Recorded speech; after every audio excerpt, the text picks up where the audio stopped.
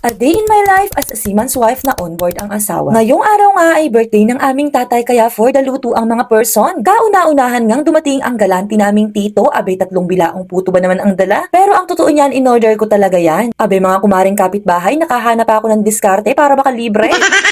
Simpleng handaan nga lang pala ang gusto ng aming tatay pero sa dami ng niluto parang fiesta sa barangay. Siyempre, invited ang kamag-anak at kapitbahay, abay baka magalit sa amin to pag hindi. O akala nyo kapag may pagkain, tahimik ang lahat, abe sa lahi namin, hindi ubra yan. Sa layo nga ng bahay ng pinakamalapit naming kapitbahay, abe na late pa ng punta. Pero ang totoo niyan, kanina ko pa siya nakikitang sumisilip sa bintana at inaantabayanan yung mga lutong ulam. Maya-maya nga ay lumabas ng bahay ang asawa ni ate at sabi niya ay na-late ang kanyang lumpia. Abe sa lahat ng lumpia, ito yung hindi niluluto. Pero in fairness, mabenta ang kanyang lumpia ha. At dahil nga usyosero at usyosera ang lahi namin, abe nakyurdyos sila sa lumpia ng aking bayan. Abe sa lahat ng lumpia, ito yung walang gulay, walang karne, puro hangin at MSG lang. O sino gustong mag-diet, abe ito na ang solusyon, lumpiang pampataas ng presyo. Tapos na nga ang kainan, kaya ito na ang paborito ng lahat. O mga marites, labas na. Sabi nila, bawal daw magkalat ng plato pero pwede magkalat ng chismis. O sino na naman ang trending sa barangay? Talagang kapag may handaan, hindi pwedeng mawala ang tsikahan, lalo na kapag magkakamag-anak at nagkakabiru-biruan. Kung hindi pwedeng mawala ang chismis, abe mas mahalaga ang pagsasyaron, no? Kahit ako man, mas gusto kong mag-uwi ng ulam. Abe, itong ate ko, akala ko nga nagsusubi ng handa. Noon pala ipauuwi sa kanyang kumare at ipapadala sa kanyang inaanak.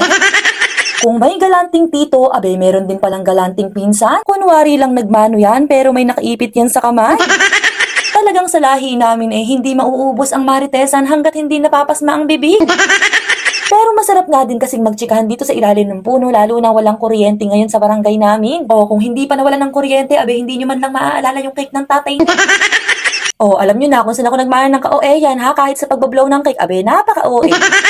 Grabe, itsura pa lang ng cake na to, para bang unang tikim mo pa lang mauumay ka agad. Pero in fairness, masarap din siya. Maya-maya nga ay unti-unti nang umuwi ang aming mga bisita. Pero ito, may naispatan kaming dalawang nagsasyaron. Ito yung literal na huli pero di kulong.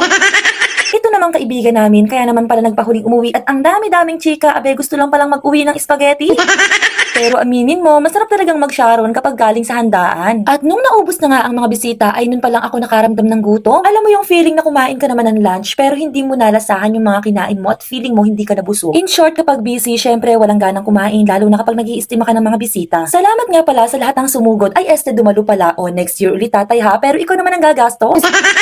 After nga namin magligpit ay ganado ang batang maliit dahil nakuha niya lahat ng lobo ng lolo niya. At nung okay na nga ang lahat ay pinag-aabalahan naman ng mga kapatid ko ang costume ng pamangkin ko para sa nutrition month. Habang ginagawa naman ang costume niya ay abala siya sa pagpapractice ng kanyang talent. O siya, abe hanggang dito na lang, wala na akong marites. Pero abangan niyo yung next vlog ko para sa nutrition month ng pamangkin ko. Bye-bye!